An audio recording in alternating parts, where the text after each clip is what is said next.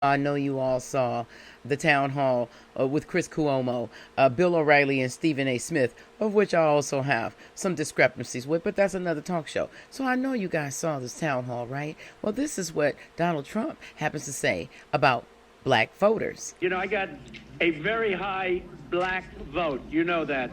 Very, very high black vote. It was a very great compliment to me. I did criminal justice reform. I did opportunity zones for one of the greatest economic deals ever for the Black and Hispanic community. Okay, so I need to tell you that Donald Trump is joshing you. Okay, now these so-called opportunity zones, 2017, 2018, right? They benefited Ivanka Trump more than they benefited anything.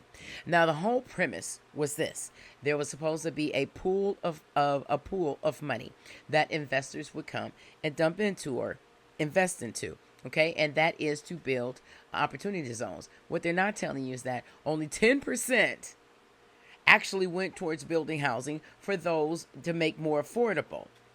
Right? Now that's not just going to be black and brown people. So these are so-called opportunity zones. Let me tell you what they are. Let me explain. So they are to be in more affluent neighborhoods. Now, if you happen to be on Section 8 or something like that, then those particular zip codes would be listed of more affluent neighborhoods. What they're not telling you is that, yeah, they can make their own criteria. So while the housing is indeed being built in these more affluent neighborhoods, now listen closely. That is for folks who have affluent income, and in many cases, it has a racial sting to it as well.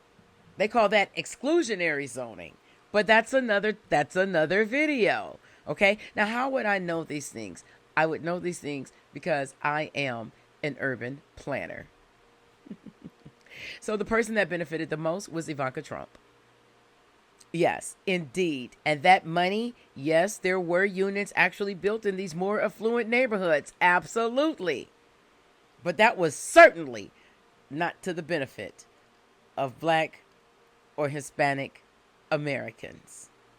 Let's continue. And as a graduate of Winston-Salem State University, which is an HBCU, I'm fully aware of the contributions that you've made to HBCUs in the past. Thank you. There is a concern, however, that with all the things going on in this day and time, that there will be a cut in federal contributions to HBCUs. Should HBCUs be very concerned about you making cuts in that regard? Not at all. And let me just tell you, I'm glad you brought it. Historically black colleges and universities, I saved them, Stephen. They were going out of business. They came to me, about 50 people that headed up, and they came to me the first year, and I took care of them. I took care of the black colleges and historically black HBCU.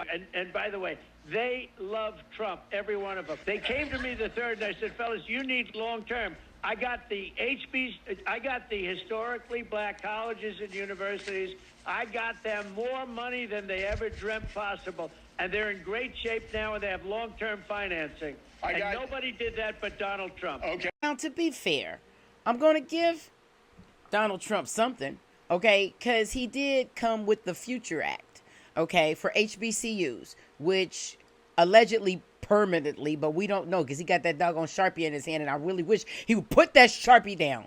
God dog it. Okay? Put that doggone thing down. So, let's think about that. He did commit to $255 million annually.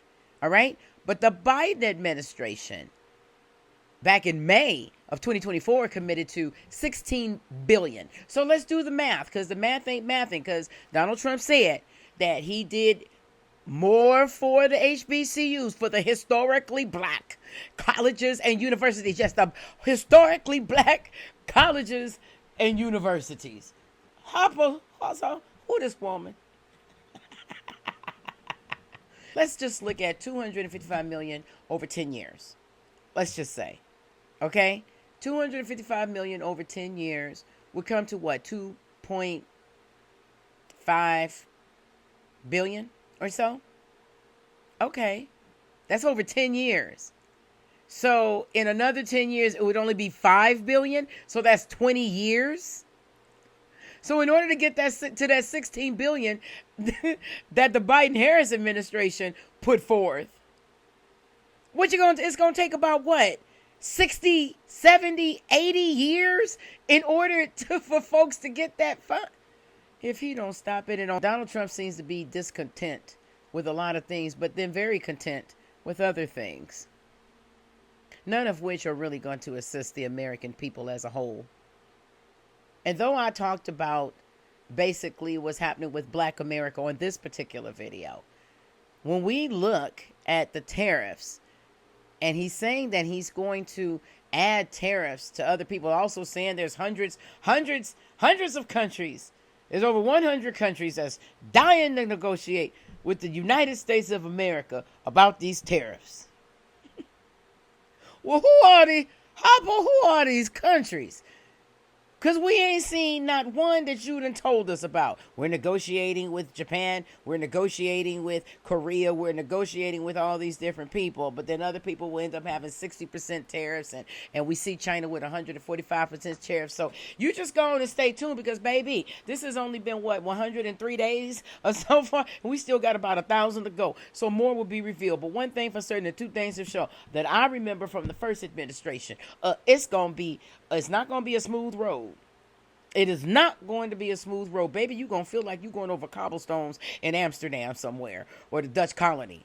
It's going to be rough. And it's going to be rough for everybody. Because these tariffs are not black or white or Asian or Indian or Latino. These tariffs are about the green. And every single decision that we make in life is an economic decision. So it does not matter the hue of your skin. You will indeed feel the effects of the tariffs, either on the negative side or for the 1%, the positive side. Because by any means necessary, will they give these billionaires their $4.5 trillion tax cut. I am Larissa. I am the People's Reporter. And you like this video, go ahead and click that subscribe button. I'd really appreciate it. And I just want to say welcome. And if you follow me all the way through the end, I say welcome and thank you. I'm really appreciative of you. Okay, so I'm signing off. And until next time, America, stay up. Power to the people. Bye.